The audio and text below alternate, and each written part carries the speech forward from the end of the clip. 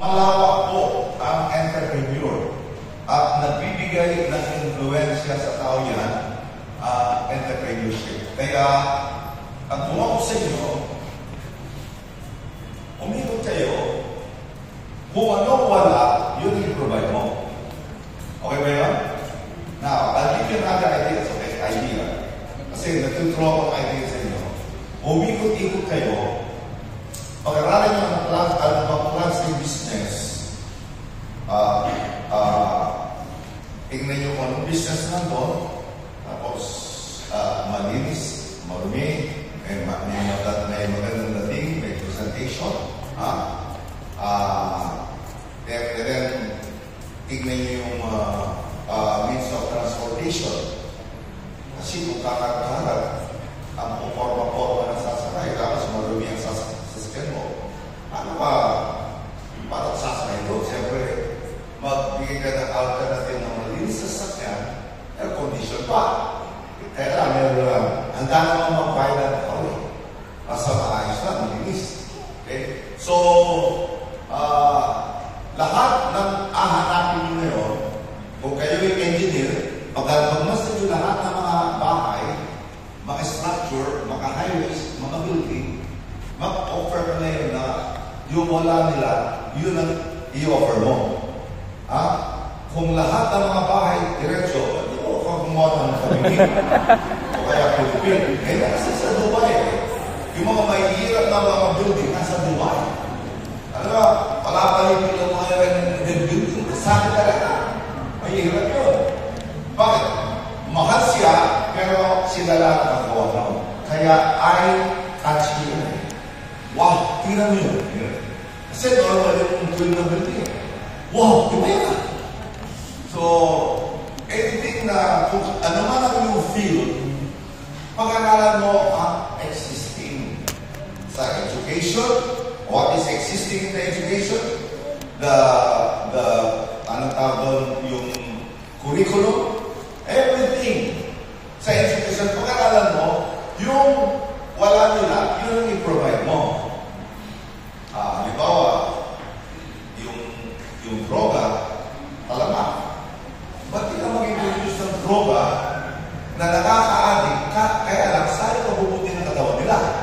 Nag-gets nyo? Soft drinks. Nakaka-addict ng soft drinks, mag-offer ngayon ng soft drinks, gawin mo hard drinks. Hindi, yung hard drinks. So, anything na drinks na pagka-diabetic ka, na no more normalized ang sugar mo. Nag-gets nyo? Okay?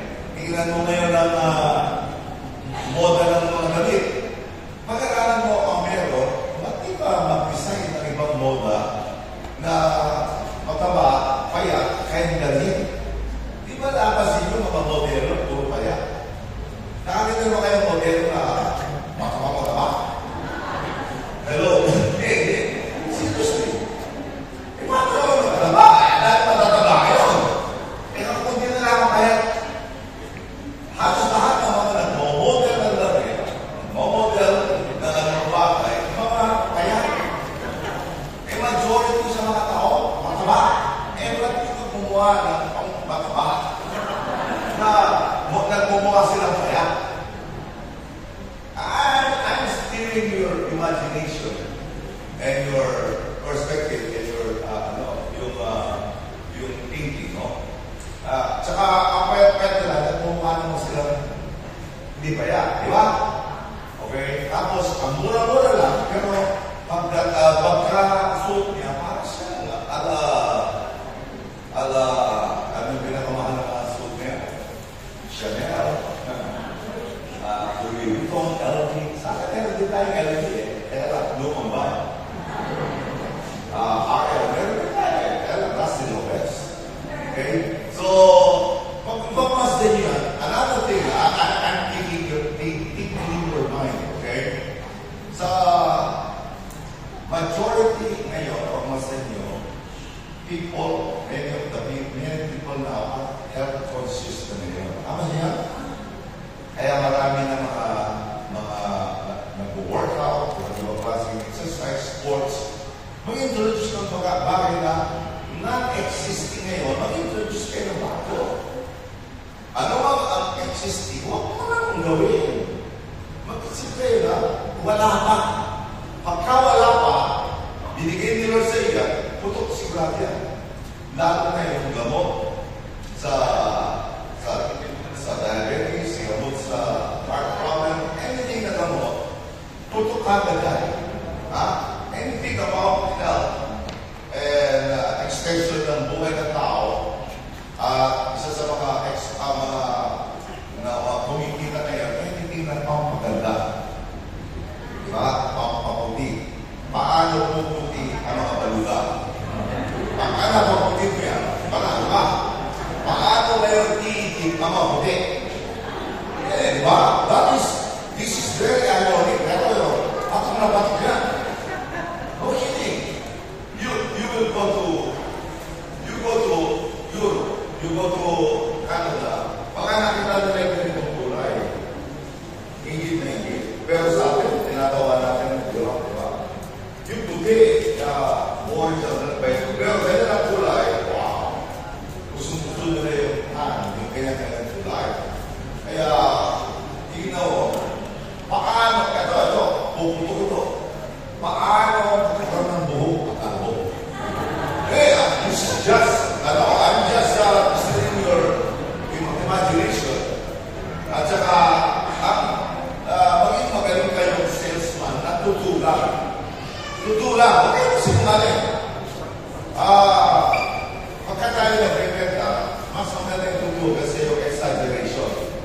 Kasi pagka nabentahan mo, magkakalang pa sa iyo. Susumpay mo ba, hindi maganda. Pero huwag kayong magbenta ng pampadugo ng buo, kalbuha.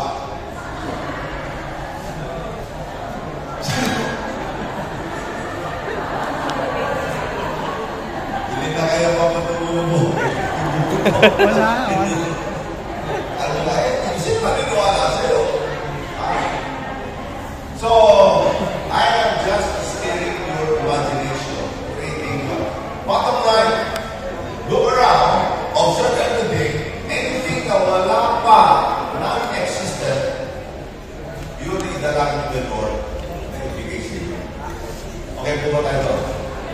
Pagkas na ito, lumabas kayo, kahit saan ang punta, punta kayo sa mall, punta kayo sa mga class A cities, sa probinsya, punta kayo kahit saan. Please, look for something na wala pa.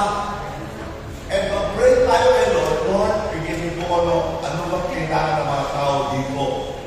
Marami na po, pero anong kailangan nila para sa ikabubuti nila. Hindi na ikabubuti nila, ikaayos ng pamilya. Ang laki problema ng family na yun. Paano maayos ng mga rebellious children? So anything na ikabubuti ng relasyon ng mga asawa, ikabubuti ng relasyon ng pamilya, ikalulusot ng gagawin, yun po. God is the source of all these things. Siya po nagbibigay. Galing lahat kay Lord dyan. Wisdom, knowledge, ideas, imagination, creativity, galing lahat kay Lord dyan. Siya ang source. You pray to God, you read His Word, read His Word, read His Word, pray to God for new ideas, new invention, new creativity, anything. Pagka nibigay sa inyo Lord yan, soka-soka. Lalo na sa kalusugan, lalo na sa kayo sa pamilya. Okay? So, tandaan mo, all these blessings, alam mo na galing kay Lord, ang mag-passing entrepreneur or business, ito ay parang sa ikabubuti ng tao. Yun ang ating ayan galing kay Lord. Hindi yung ikasisira, ikawawasan ng tao. Anything na ikabubuti, pakikinabangan ng tao, yan po ang inyong pag-pray. Alam mo, mga Israelita, sila po major proponents and inventors ng pinakikinabangan ng halos lahat ng tao. Alam niyo ba yan? You go anywhere in the world were invented by the Jews. At ano bang ikapamahamak ng tao? Ang mga tao religyoso.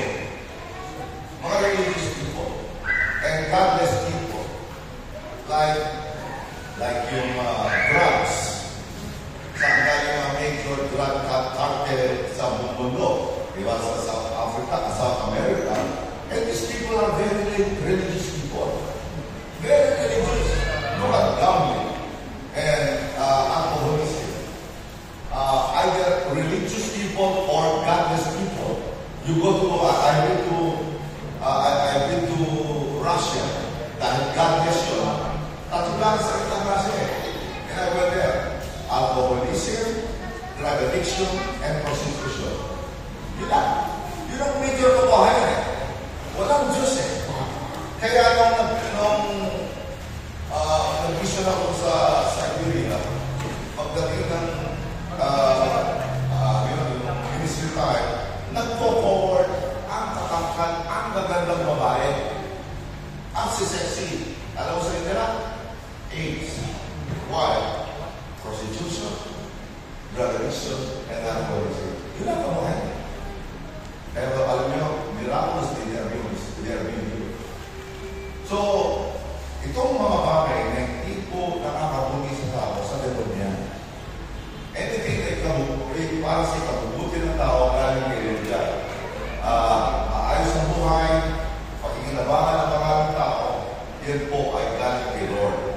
Sabi nga na, James chapter 1 verse 17, every good and perfect gift comes from God.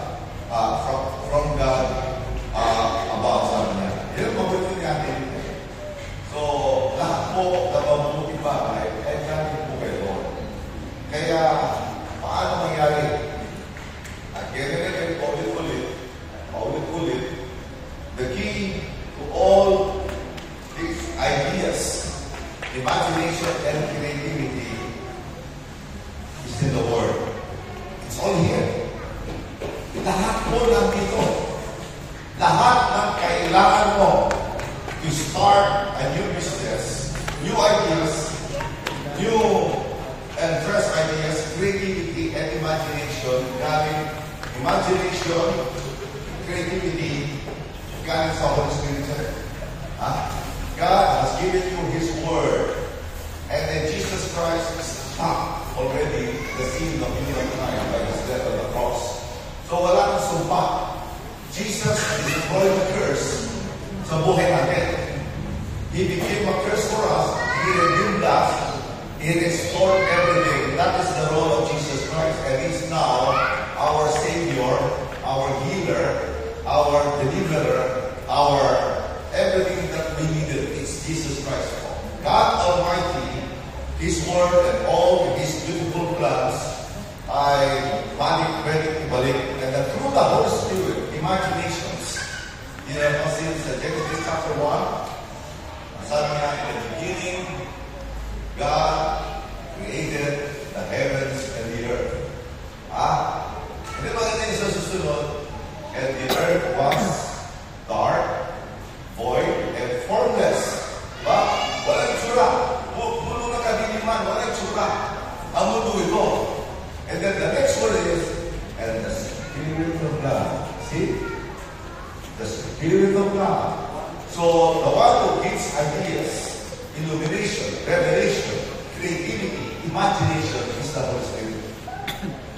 Kaya lang, kailangan saturate tayo sa Word of God. He will reveal the Word of God to us. The secret. Nandito lahat, inihayag na actually, but the secrets comes from the Holy Spirit. Kaya, alam niyo po na ang mga big companies, they are selling their top, their corporate top people in the corporate world. Sasakay sila sa first class airplane, dadali sila sa 5-star hotel, paglatong ng aeroplano, sa airport, susunod sila ng limousine. Ito yung mga dumadalo sa mga conferences pagdating sa entrepreneur. 5-star hotel, first class airfare, nakalimusin. And then, hindi pa sa basta, it's so expensive compared to this kind of kind of business entrepreneur, lalo na pagka si Bill Gates na ang kanilang guest, o kaya si Elon Musk, o kaya all these things. Alam niyo po ba ang kanilang goal? You won't believe it. They are willing to spend $50,000, $100,000 to attend a conference just to get one idea. One idea. One idea. Magre-level up ang business nila. It will change their business. Just one single idea. So, idea is the most expensive commodity here. Kaya kayo, nanonood kayo ng TikTok, nanonood kayo ng mga wala, pinapatay ng TikTok ang imagination natin. Kaya sa Israel, hindi nanonood ng TV ng mga bata. Hindi nanonood, hindi po humahawak ng cellphone o kanilang laptop. Even the other Jewish people, actually, they don't have much time sa cellphone, sa technology. Pero sila po naging graduate po. Alam mo ba na karamihan na hawak ng mga Jew? Young all and kids, the Word of God. Because anything they watch, anything they watch sa cellphone, sa TV, it kills their imagination. Nag-gets niyo? Kasi everything na pinapanood mo, tapos na yun. Nilikha ng tao yun. Kaya nga sa tao yung pinanood mo eh. Kaya lahat, it's in order. Kaya tingnan nyo, ang mga character sa movie, yung bida, kontrabida, tsaka yung mga bida-bida yan. O bida-bida. Bida-bida lang. But, how many of the movies are realistic? They're just imaginations. Ng director o ng lumika, tapos na yun. Tapos na. Na-inspired ka, pero wala ka nakuha. Entertainment. So, if you are really dead serious to become successful, prosperous, wealthy, and rich, my suggestion, pati sa mga pastor, ito lang dapat. I don't read books. Tapos na ako sa theology books. Tapos na ako din. Mga doctrinal books. Tapos na ako. Kaya, you will never see me read. Karami kong books sa binibigay. Ito talaga pinabasa. Ito lang talaga. Pinipilit kong maunawalan at mapag-aralan at minimemorize.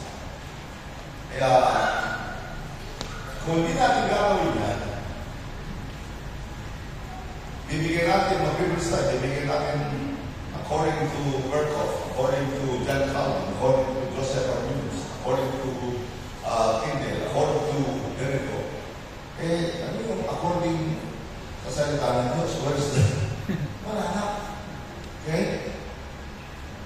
Nakakaluwa. Maraming pastor, pinag-aaralan mo ng mga theologians. Kung ano, paniwala, pinapaniwala ng mga theologians, sino ang hindi mo turo? Kaya wala revelation, wala imagination, patay na eh.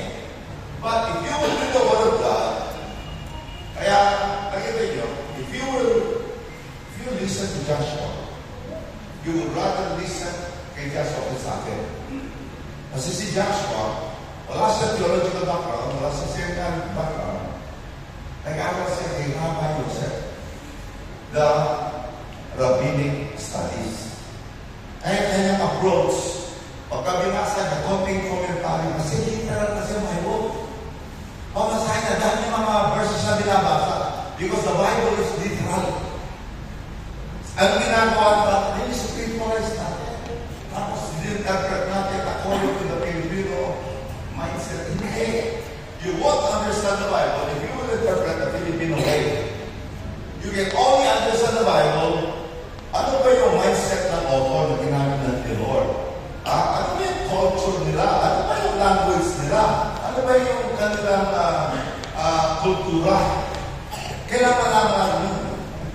Kaya, I was listening sa akin na lang. Sabi ko, this is it. Pag masama si Jesus Christ when he teaches, lecture. Thailand Baptist 3 points. 1 point, 2 points, 3 points. And then let's close in prayer. Kaya naman baptism. There's nothing wrong with that. But what we need and what people need is to hear the Word of God. Direct to the point. Wala na tayo good talk.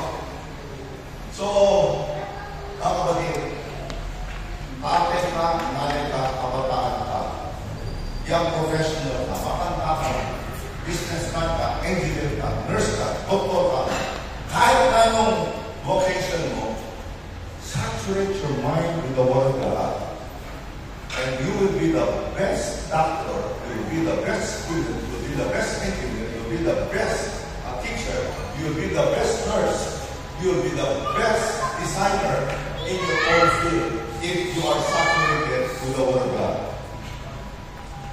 This is the key. Mga kapatid, this is the key, the Word of God. Kaya, pakinggan nyo, the apostles, they were talking according to the Scripture. Jesus Christ talking according to the Scripture. Everything they are quoting the Scripture. Acts chapter 1, he quoted the book of Joel,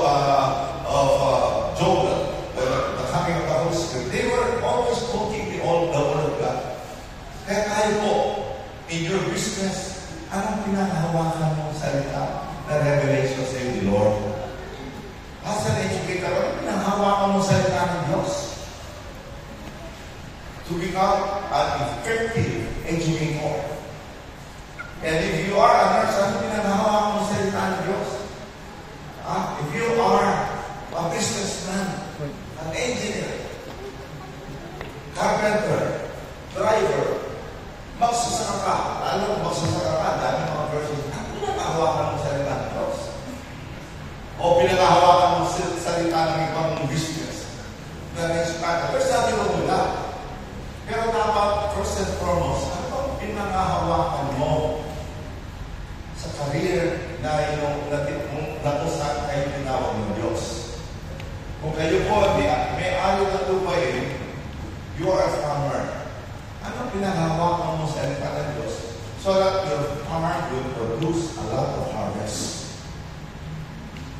Nakita niyo? In the Philippines, very few harvest because very small investment or budget sa research. Yan ang problem. You go to Israel, you go to Korea, ang laki ng budget nila sa research. Sa akin na, budget nila sa flood control. Yan ang budget. Kaya wala, gusto lahat. Pag-ibaka ka, anong gusto mo rin? Contractor.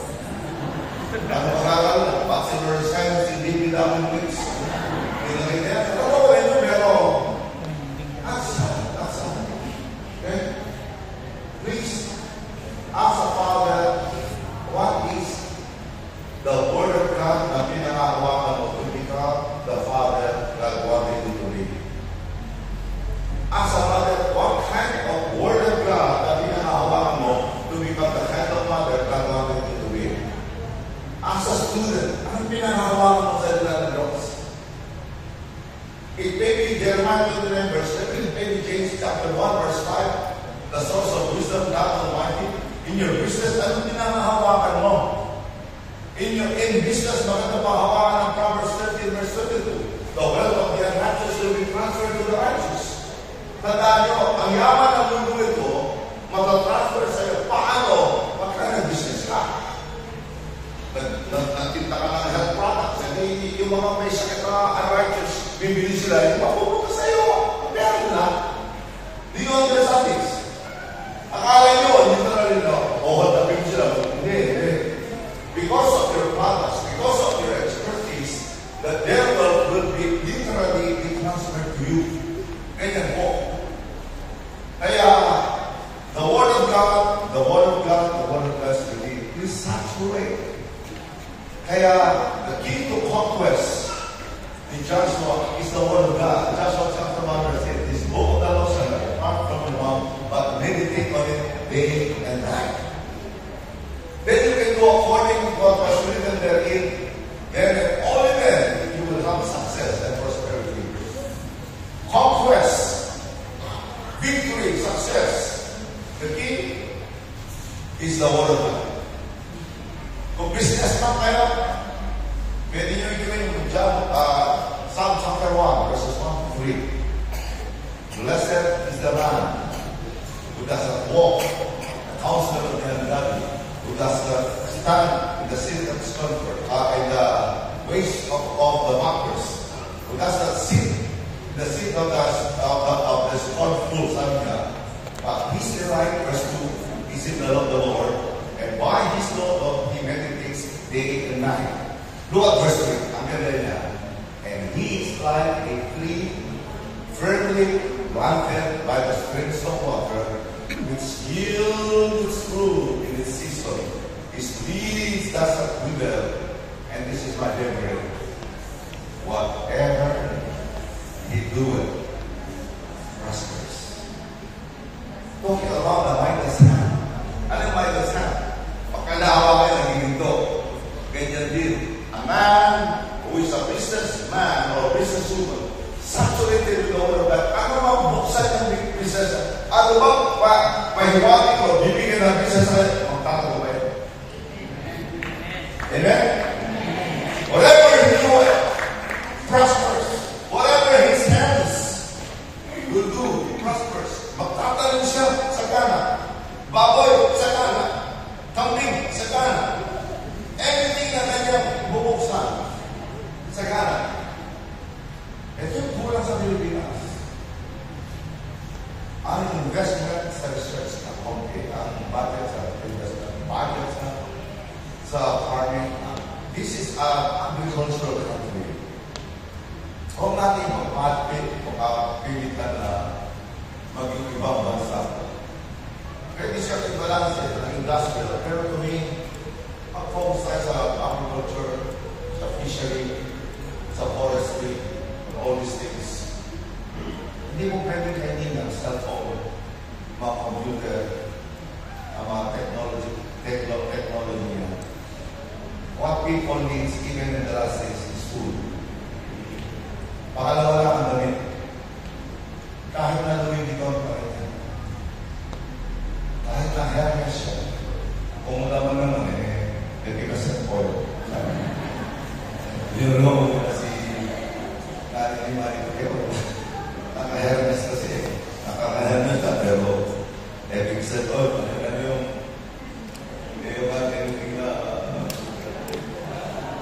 ingit lang kayo. Wala naman kayo Hermes. Sabi niya. Anyway, yun po. So, focus. Give emphasis to your health. Focus on your health. Please. Para sa akin, dalawang pinakamahalaga sa akin. My health and my family. Di ba? Mayaman ka, masagitan ka. Nagiglas ko yung kwento ng baluga. The only professional sa kanilang lahi sa mundo. And then, nag-desire siya na maging multi-millionaire. Nagpakayaman ng todo-todo. Kapag-asawa, nagpakayaman. Di ba naman? Ako siya ng millionaires. Kaya lang, dahil he was obsessed to become wealthy and rich. Kape sa umaga, sandwich, kape, sandwich, kamote, mamisan-misan. Nung multi-millionaire na siya, mayaman na siya, he was diagnosed with stage 4 cancer. Was dying. So on his death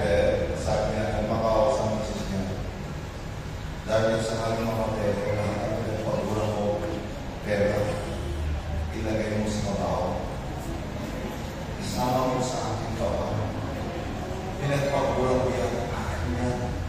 Mangako ka sa akin. So, tinaksa kayo kamay, nangako naman. Namatay siya lang. Oo, alam mo naman. Noong ilibig siya, BFF, sabi natin, yung kaibigan na asawa ng BFF, tinupan mo ba yung pangako mo sa Mr. Siyempre, nangako ako sa ang bait mo ng asawa sa mo. Pangako. Talaga sa mga chinyeke ko. Nag-design na ko ng check sa lahat ng nagtinika. So, kasi di ba kasi sa kabaw yung pera, yung check one time lang. Sabi niya, BFF, pagkaliting bumili ako ng check. Kakain tayo ng breakfast sa Hong Kong. Tapos mag-dinner tayo sa Singapore. Tapos makakape tayo sa Thailand. Pinili ko na lahat siya kasi maraming Thailand ko ngayon. Ibang nangyayabang sa ilang program. Nakakatawa para tayo sa lahat ng tulog. Kaya tayo pinagpapala to enjoy. I'll prove to you. Buksan nyo ang Bible sa 1 Timothy chapter 6 verse 7. I'll prove it to you. Nang mabasa ko ito, ako'y napakinig sa tuwa. Kasi I am a typical Baptist pastor na okay lang mahirap, at least pagkakamakita sa langit. Sa 1 Timothy chapter 6 verse 17. Sino may tanong? Halika dito. Basahin mo ito niyo. Kanina ka pa, hindi tawa ng tawa. Sabi mo po dito, ang mayayaman sa material na bagay ay utusan mo huwag magmataas at huwag umasa sa kayamanang lumilipas, sa halip umasa sa Diyos na masaganang nagbibigay ng lahat ng mga bagay sa ating kasiyahan. Reading po. Sabi niya, warn, rebuke, correct the wealthy, not to be arrogant or conceited with all their riches and wealth. Instead, tell them to put their trust in God, who graciously give us all things we desire. Graciously give us all things we desire. And, ano sabi niya? For our enjoyment. At dahil mayayaman, hindi mo na in-enjoy blessing. At nakakalungkot na pati misis nila, mga anak nila, diba? Kinukuri po ang tao. Tinitiis nila, asawa nila, tinitiis sa mga anak nila, sa mga kailangan nila. Seldom they go out for dining or fine dining. Seldom they go out for vacation. Seldom they go out to Asia or to United States or tour. Yung bang ayaw nila mabawasan ang pera nila. Gusto nila madagdagan pa madagdagan. Hindi na mabawasan. Gusto nila madagdagan na madagdagan. Alam nyo, nung mabasa ko po ito, natuwa po ako Na-enlighten ako. Sabi ko, mula ngayon, I will try all my best to make my wife happy. And I will try my best to make my children happy and my grandchildren. And you know, I always ask them what they want to eat, where they want to go. Kasi now I have a capacity. Kaya, nung we started to travel, kaya kami start to travel, 2017 na, nag-Israel kami. And then, 2019 na, US and Canada kami. And then nagpunta kami last year, nagpunta kami ng Europe. Yung Europe, magkasusunod, may 4 or 5 years to save. Kasi nakapag-save ako doon. And watching my wife, watching my children, my manuba, my apo, is my greatest joy. Kasi kita-kita ko, kaya sila, saya anak ko, manuba ko, saya mga apo, you should see them. Talagang, ko, sulit-sulit ang ginasis ko. Sulit ang preparation sa all these things. And then, pagdating siguro magpapabakit si Josh, inugot ko namin na namin mga insurances. Tapos sila with all I have, I will pray, and then I sila. So happy. I will not have much, but we are enjoying. Nakita yung siguro palagi, may mo. At least once a week, we have time together with my family. Hindi lang ako. So, nalusog na ako at 67, maayos kayo natin pamilya. Ano pang anak mo? Ha? Mapera na na. Sakitan ka na. Lahat ang inipon mo, paubusin sa labas-pasok sa hospital. Ha? And then, mapera na na. Sakitan ka pa. Asan mo? Ano? Ano yun? Where are they? Oh, my son is a doctor.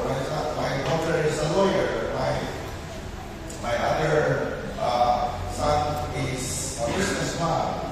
Yung anak ko nasa Europe. Yung anak ko nasa US. Yung anak ko nasa Australia. Sa akin, status ko yun. Yun ang pinapakatama. Pero hindi ako pumapalapot. Naawa sa mga. Bakit? Nasaan mga apo mo? Nandito sa Pilipinas. Yung nakikita, ano na talaga yung anak mo? Ha? Nakikita mo, yung nakikita. Bakit? Nasa Europe, nasa US, nasa Australia. Dalawa na lang kayo. Tapos, ipag-jogging ka. Kinukwento mo yung anak mo, successful engineer, successful doctor, successful lawyer, nasa ibang sa pero nasa sila. See? Ang pinaka-bottom line sa akin, nasa sila kayo ngayon. Kaya para sa akin, ang pinaka-bottom line, nasa sila kayo ngayon. Oo, nag-aaral sila, kapag sila nag-aaral, pero nasa sila kayo ngayon. Are they serving the Lord? Do they go to church regularly every Sunday? Are they involved in the ministry? Are they supporting the ministry? If not, don't talk to me like that. Ikaw pinakakawawa na ako na nakita ko sa mundo. Huwag mo ipagawa. Dahil hindi tamang pagyayaw yan. Deep inside you, you're bleeding and hurting sa loob mo.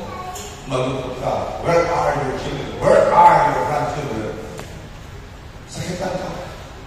Ngayon may sakit ka. Sino mag-aalala sa'yo? Amen?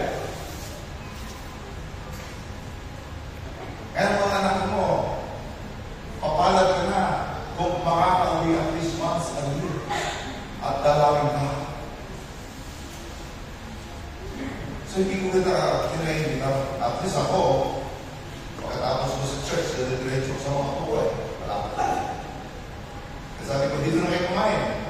Masaya-saya ka. Sasabihin ka sa dati, dito na kayo kumain. Okay, we'll go there. Sabi naman ni Jero, dito na po kayo kumain. Then we'll go there. Ang saya-saya namin ng ingay. That is what money cannot buy. Okay? Pero, malusog ka, maayos ang pamilya mo, take care ka pa. Anong sabi sa sinukano na? Sira naman. Yan. Masaya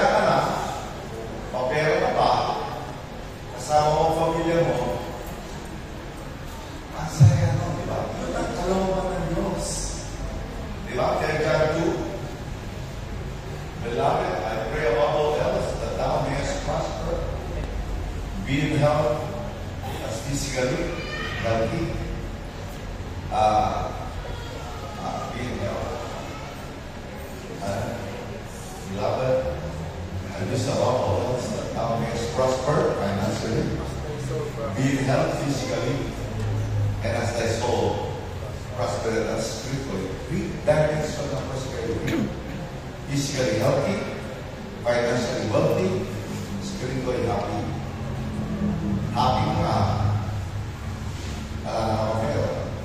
mapera ka sa kailangan, malusog ka ka, mapera. Ganon. It's a whole package. Kaya, mamayang 15 minutes from now, kakaroon tayo ng stop. And good news, meron tayo lunch. Pero of our guests.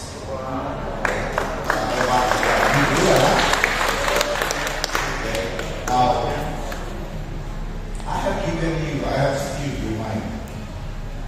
Ano mang wala dito, yun ang pag-break na produce nyo. Okay? Okay, farmer, ano ba ang tinatanim ng mga farmers? Huwag ka na magtanim sa mga tinatanim nila. Kaya lumagtan mo.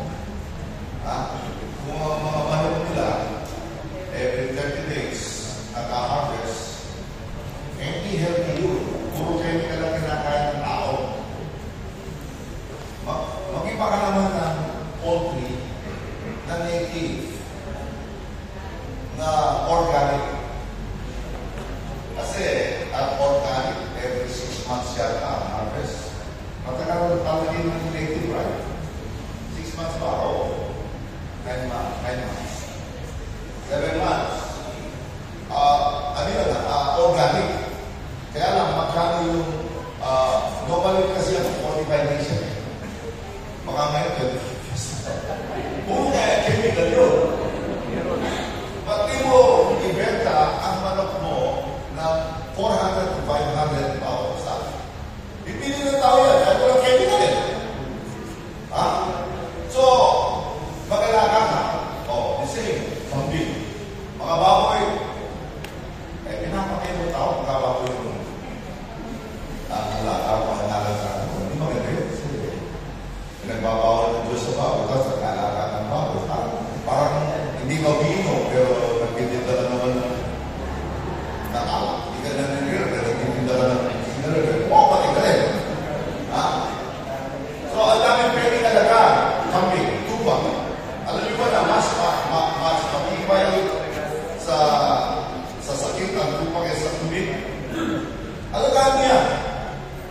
Magkaroon ka lang ng 20 nanay na tubang, mag-multiply sa kambing. 20, mahina ang 2, nagkakanak na 3. So, you will just learn the art of raising goats, or the art of raising tupa. Mag-focus ka lang sa isang bagay, and you will become very rich.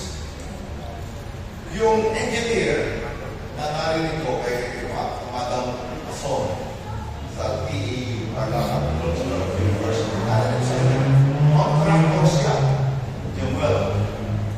Kung nalaman niya ang sikreto ng kamote, gumagawa ng kamote. Iniwan niya ang pang-contractor niya, nag-focus siya kung paano mag-produce ng high quality na kamote. At tapos meron siya siguradong kumukuha yung marketing. Merong marketing.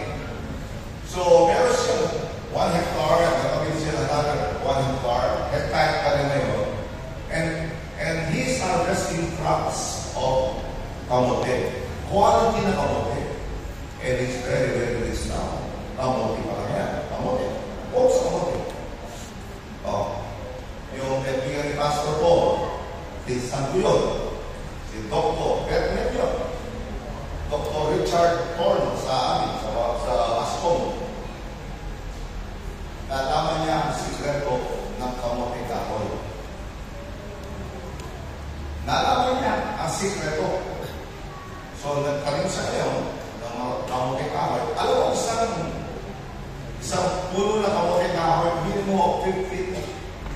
kilos.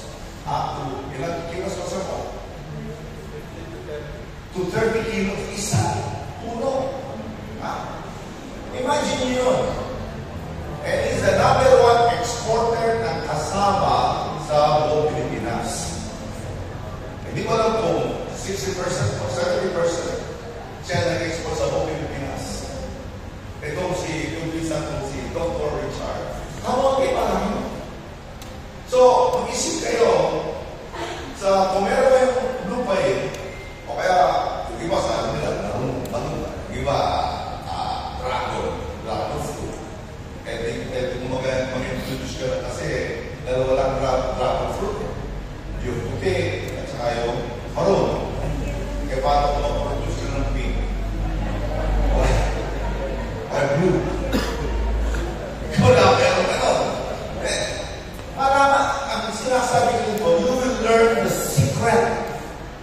Secret, ang mahalaga dito, nalaman yung secret eh. And that secret, ikaw lang meron. Bakit binigay ni Lord? And be the best of that on your own field. Sa education, sa medicine, sa nursing, sa farming, sa pagiging engineer. Think of all these things around you. Hingin mo kay Lord ng wisdom. He will give you the secret and He will give you ideas, steps on how to do it. It's all in the Bible. I discussed this last time. Matthew chapter 13, verse 11. Sa verse that sabi ng mga disciples, why do you speak to the people in parables? Maraming ganyan sa church. Maraming mahirap na intindihan natin nila parables. But the explanation of the parables, they do not understand. They don't discover the secret. Sabi ni Jesus Christ sa verse 11, Matthew chapter 13, sabi niya, He said to them, the knowledge of the secrets of the kingdom of God belongs to you. Why? Pabante. Sip-sip ka pa kay Lord Talagang nakikinig ka kay Lord, sumusunod ka kay Lord, tsaka wala kang excuses. You always make way to put God first. Then the secret will be revealed to you.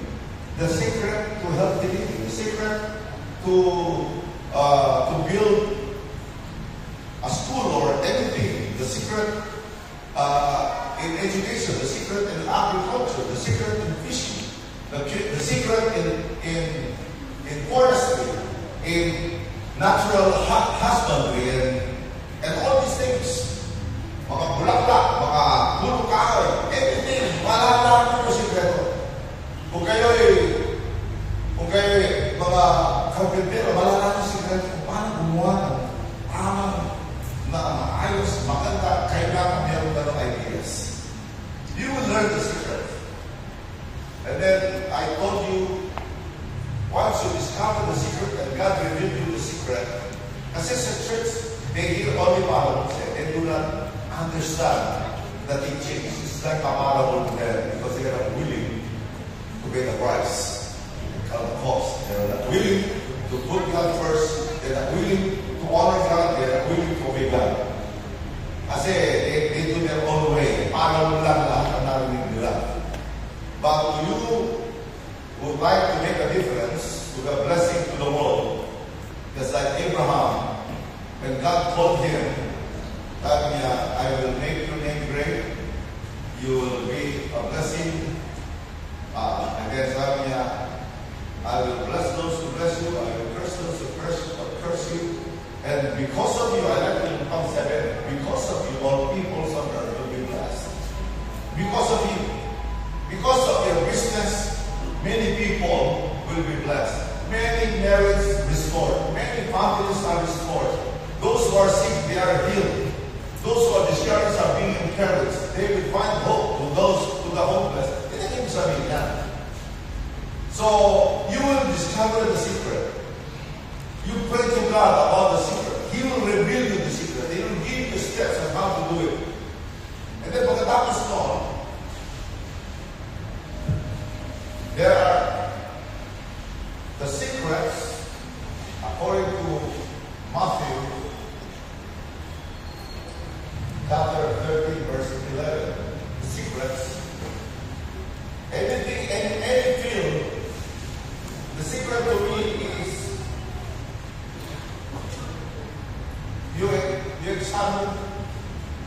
examine your heart. Yan ang problema sa atin ngayon. The problem with the corrupt, wicked, greedy people is the heart. So, ang unang sikreto nyo, mahalin ng Diyos. Pangalawang sikreto, put God first. I know you are very busy. This is what Jesus said. You have 6 days to work. The 7th day belongs to God. It's not yours. Pagka pinagpala na kayo,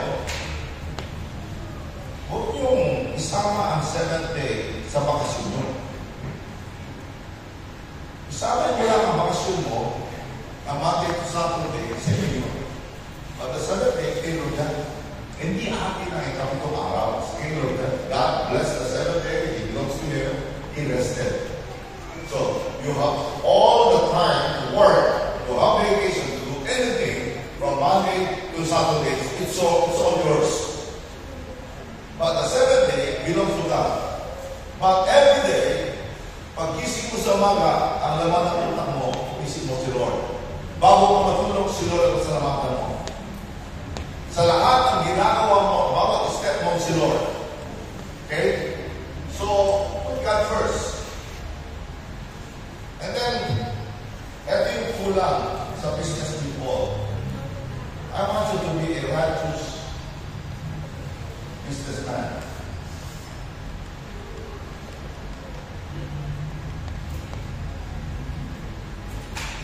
Pagka sinabing righteous, hindi mo ginagaya ang gawa ng mga kapwa mo businessman. Anak ka ng Diyos, you're the righteous soul. You never compromise. Pagka sinabing isang pilo yan, isang pilo yan. Pagka sinabing mong tunay yan, tunay yan. No more debate, no more question asked. Because you are righteous. Ang mga tao, alam nila, ang mga totoong businessman sa hindi totoo, niloko mo ang isang empleyado, ang isang customer mo, kahit walang channel 7 o walang channel 2 yan, malalaman lahat. Sira agad ang iyong reputation. Nakita niyo? Pero pagka matweet ang ginawa mo, malalaman niya. Mekaniko ka. Pagka ginawa mo, okay, hindi umakabay yung ginawa mo. Yes yun. Hindi yung gawa ngayon, sila bukas. Tubero ka. Yung lahat ng ginawa mo, it takes time bago masira. Karpintero ka kaya, engineer ka, lahat ng ginawa mo, talaga sigurado. And you will become well known as a result of that. Kahit nakatapo pa yung bahay mo, ang business mo, hanapin ang tao yan. Bakit? You are a righteous, excellent businessman. Hindi ka nakipaglaro. Matuloy ka. Tama ang ginagawa mo. Tama ang tinuan mo. At saka, pagka na-accomplish sila, ibalik ka, ibabalik ko, ayusin ko. Garantisado. You will become well known. Dito mangyayari, and these blessings will come upon you, and they will overtake you. Why? Because you are an excellent engineer, excellent educator, excellent doctor, excellent agriculturist, excellent architecture, excellent driver or carpenter. Dahil excellent ka, malalaman ng tao yun. Malalaman ng tao. And these people will find you, will search for you. And these blessings will come upon you. Yun ang itutuloy ko. Hanapin ka ng tao, hahabulin ka ng tao. Bakit? You have the best service. Best product, best service. Nag-gets nyo? Magandang produkto mo, magandang ang service mo. Pero isang pangulo mo lang, you are done. Isang pangulo mo lang, si chismis ka lang, you are done. Kaya lalo na ngayon yung social media. Pero, you have a quality product, you have the best service, sisirain ka, hindi ka nila masira. Ang lahat ng maninira sa'yo, masisira. Ano sabi ng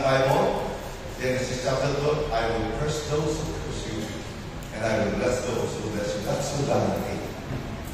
Because of you, all peoples on earth will be blessed. Kaya Genesis chapter 12, verses 1 and 2, this is true. Pag-pray niyo po talaga ito. Genesis chapter 12, 1 to 3. And then, ang sabi ng Proverbs 13 verse 22, the wealth of the unrighteous will be transferred to the righteous. Pag sinabi righteous, you're the light and soul. No question asked. No more contest. Pagka sinabi mo, bakit? You are righteous and you're speaking the truth. And you live the truth. Ito yung aking panalangin actually sa lahat ng businessman natin. Be a righteous businessman. Hindi yung lalapit sila sa akin. Safra, nilulong niyo pala itong alam mo, mandulog pa siya, nilulong mo. Sabi niya, nakakaya mo. Alam mo, kung pwede lang marapsyon, marapsyon. Pero sasabihin niya sa akin, Safra, nilulong pala yung alam mo, ganyan na. Tsaka saan pa usap. Hindi pa ako baka pumunta ka sa akin. Baka usap. Tsaka, okay niya. Ano naiyak ako nung, pero kung sila ako, tapos lagi siya na may problema, tuloy na ako. Kaya, hindi mo makalimutan. Ang ganda na makinay na, di ba? So, my prayers to you is to be a righteous businessman. Guard your heart. The heart is the most important thing. Guard your heart. Honor God. Kahit mali pala ang business mo, honor God. Pagkagawa ng business mo, must honor God. And then, pinapagod bago tayo mag-imirita, yung do not forget what belongs to God. And then, finance. That's work.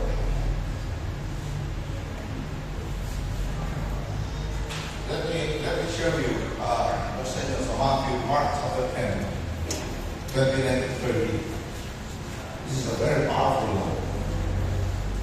Mark chapter 10, 29 to 30. Ang story niya, yung the rich young ruler ran after Jesus. Sabi niya, good teacher, how can I have eternal life? Paano ako makasumpo ng kaligtasan? Buhay mo naman. And then, bottom line, sabi niya, that kasi he keeps the word of God. He is a law-abiding citizen. Kaya siya yumaman. Ang problema, number one na kayamanan niya kaysa kay Lord. Hindi number one si Lord sa kanya. Ang kayamanan niya number one. Kaya sabi ni Lord, go and sell what you have and give it to the poor. Aba, kung gano'n siya kasaya na lumapit kay Jesus, gano'n naman kalungkot, tumalipod. Go, kasi mahalaga sa kanya ang wealth, hindi si Lord. And then sabi ni Jesus Christ, it is impossible for a rich man to enter the kingdom of God. And then one of the disciples, I think it's Peter, sabi niya, Lord, we have left everything to follow you. You read sabi niya, we left our brothers, our family, our fathers, our mothers, our houses, our friends, to follow you. At yung sabi ni Jesus Christ, sa verse 29, makipasa na Tagalog. Huwag mo masasayin sa Tagalog. Verse 29 to 30. Please go. He said to the Lord.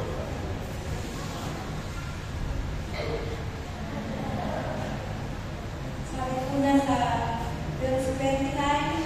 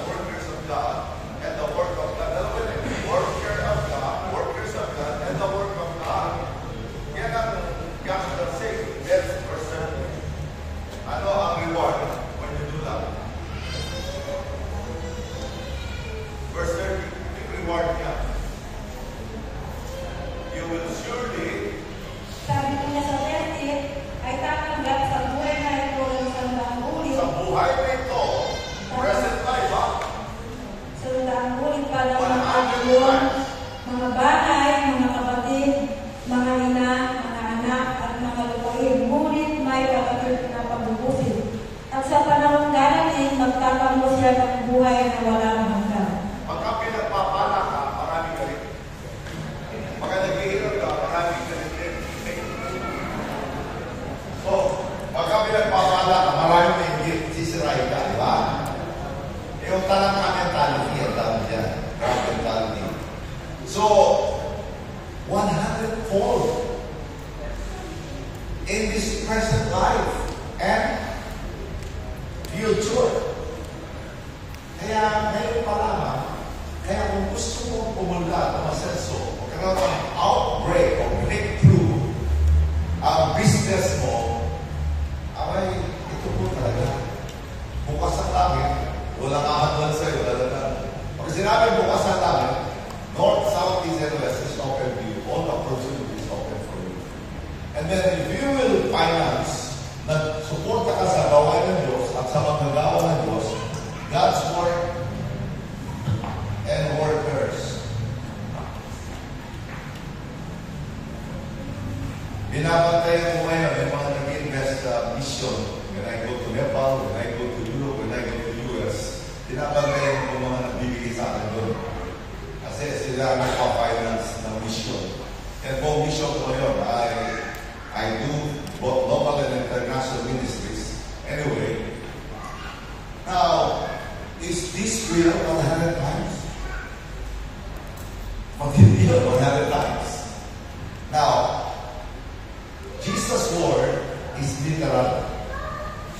Hindi siya spiritual. Spiritual siya, pero literal.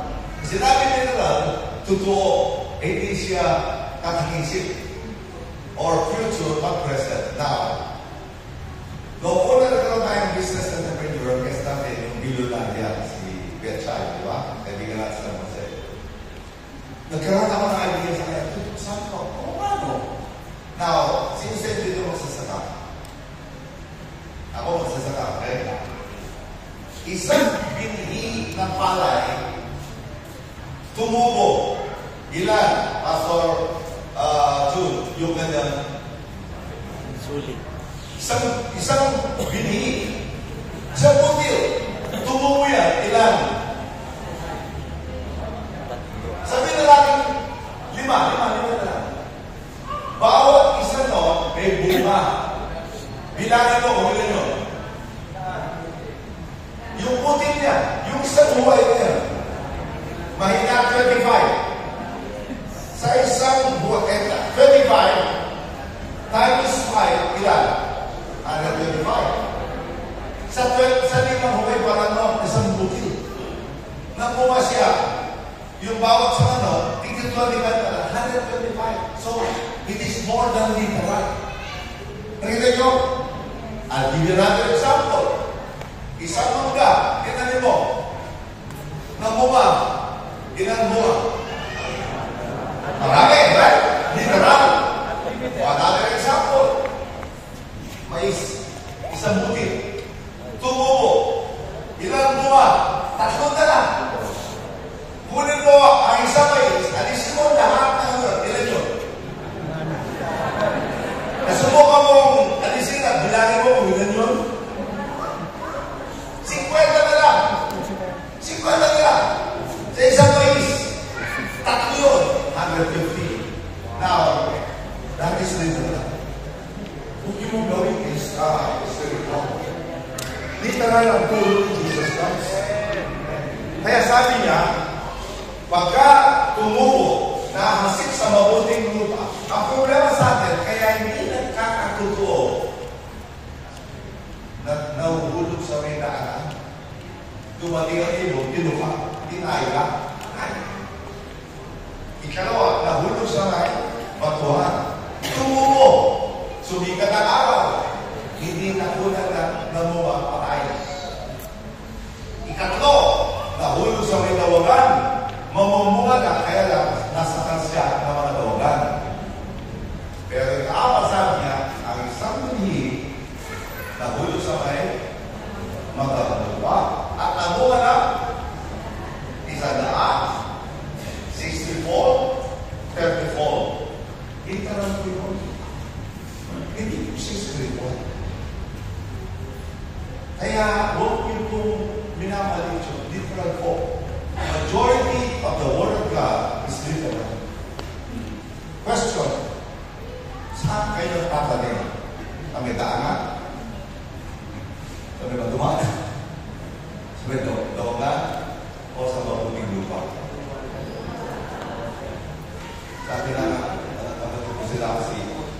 katulong sila eh. O 10 minutes mga kapatid katulong. Sa mga mayaman namin, kita. Mayaman na. Pag sila mayaman, sarado, wala pang PS mo. Pupunta sila sa Clark. Then sila nagsa-shopping. At nakakabili ng imported fruits. Sana sa oranges, di ba? Eh, talagang bibigyan. Wala naman bibigyan kaysa. And they're expensive. Namimili sila sa daw. Imported lahat yan. Sila nagbuha. Di isa kahit sila namin. Walang pinapasa. Di ba pinapatikin sa mga imported fruits? Ang pamangkin nila mayaman, ang binibigyan. Sila nagbuha. Kumakain sila sa loob. Nandun lang tumanga sa labas. Pamangkin nila ito. Dumating ang araw, 20 years later, gumulong ang pakgulong ng kalan. Naghihirap sila ngayon, si doktor na, yung mga makulit ko, lumalapit ngayon ang mga pinsan, mga tita. Alam mo sabi nila ang problema kasi tita nagtanong kayo sa mga di magkabalupa. Huwag kayo mahirap kami noon, kawawa kami. Kaya sa amin, hindi kami magkabalupa. Ngayon, yung ginawa nyo sa amin, tapos lalapit kayo sa amin, balik at tinanong nyo. Kami po ang magkabalupa. Kaya, as a businessman, huwag kayo magbigay sa mga lugar na hindi mag-return ng 100-fold, 60-fold, and 30-fold. Ang pinakamatabang lupa ay mga lingkod ng Diyos at gawain ng Diyos. Mahalin yung mga pastor nyo. Suportahan nyo ang gawain. Sigurado ko, hindi lang po literal na mangyari dito sa lupa. Pagdating sa langit, matindi ang investment. Righteous businessman, right investment. But please, examine your heart. Mag-pray po tayo, Lord. Salamat po sa natutunan namin. Kagaya po namin ba maging righteous lahat ng matuwid, silbing ilaw at asin, at maging papapala kagaya na sinabi nyo kay Abraham sa Genesis chapter, because of you, all people on earth will be blessed. Tulungan niyo po kami meron ng wisdom in sowing seed sa magdalawang lupa. At the same time, Lord, saturating our soul and our spirit with your word. Mag-grow kami, maayos ang buhay namin. Maging masunuin, magsipsip, isulapasin mo. Talaga kayo, talaga number one. All these businessmen will become successful, prosperous in the world and the sea. Nasa kanila susi, Lord. Their faith, their obedience, and their faithfulness to you. Salamat din po sa